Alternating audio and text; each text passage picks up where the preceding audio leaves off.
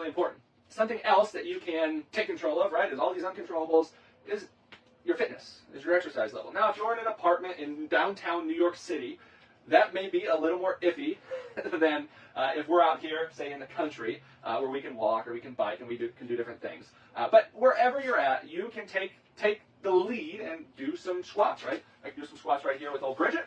I can do some push-ups, not with Bridget, maybe I can put her on my back, but I wouldn't. Or I can do a lot of different things. Wherever you're at, there's simple exercises. Now, from some research that's come out, is now the time to start swimming, 10,000 meters in your pool, or getting on the bike and taking a 4-hour cross-country bike ride, or start training for a marathon? Probably not. You might be stressing your body out a little too much, and if you're someone who's trying to regain their health, you shouldn't be doing that anyways. I really like to recommend, always some resistance strength exercises are good. Things like weightlifting. If you have a gym, you're not going to it right now, but if you have some sort of exercise machine at home, you can always do some resistance strength exercises. Working your chest, your triceps, your legs, the full gamut there. That's always good. But beyond that, I really do enjoy more so longer interval, lower intensity exercises, like taking a walk.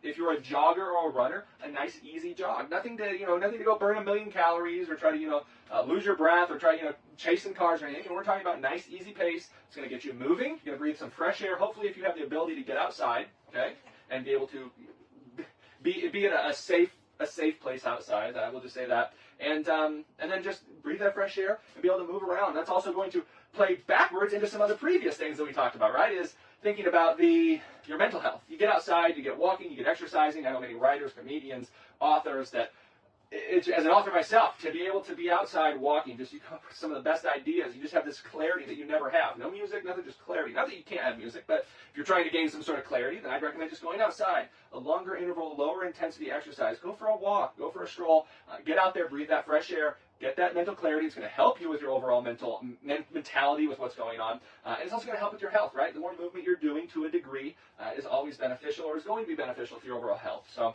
that is something I would highly recommend. What else, Bridget? What else have we been thinking about that we wanted to tell the world? Well, if you haven't met Bridget, I'd like to introduce you to Bridget Rose, a beautiful baby who is, how old are you, Bridget? Bridget is almost 3 months old, so I think you're over, you're what? 11 and a half weeks old today, something like that. So happy 11th and a half week party or whatever, anniversary. So, yes, I think the last thing, I think this is a really important one. And is it more important than the other ones? I don't know. But talking to loved ones, staying connected. You hear the social distancing.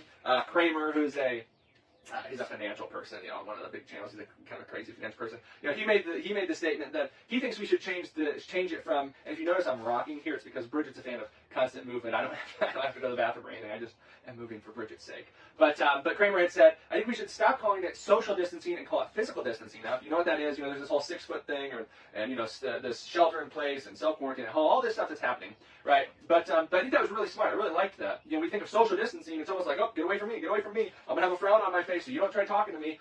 And that's not necessarily beneficial. Now, I'm not saying you should go out and start shaking everybody's hands and start, hugging all your buddies and stuff. Now, it's probably not the time to be doing that. But now is definitely the time that we should be staying socially connected. So yes, let's practice, if we're going to practice physical distancing. Now, it can't go on forever.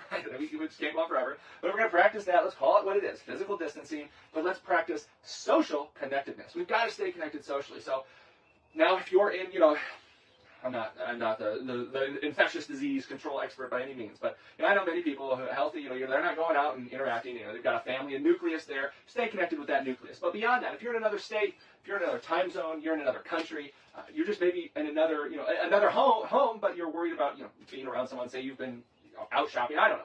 Staying connected socially is super important. Now,